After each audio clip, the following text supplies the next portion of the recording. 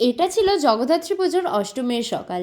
আর আমাদের তো একদিনের পুজো, তাই আমাদের একদম ভোর রাত থেকে পুজো শুরু হয়ে গেছে। একই দিনে ষষ্ঠী, সপ্তমী ও অষ্টমীর পুজো হবে। তো আমরাও সকাল সকাল রেডি হয়ে বারোয়ারির দিকে যাচ্ছি অষ্টমীর অঞ্জলি দিতে। আর গিয়েই মাকে দর্শন করলাম। মায়ের মুখটা অসম্ভব সুন্দর লাগছে।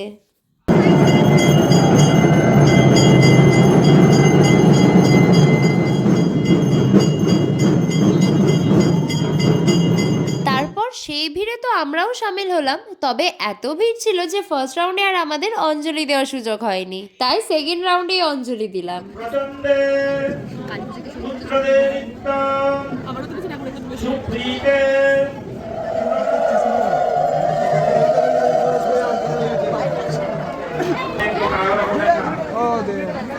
অঞ্জলি শেষ হতেই বাইরে আবার ভীষণ বৃষ্টি শুরু হয়ে গেছে। এবার পুজোটা পুরোই বৃষ্টিতে কাটালাম।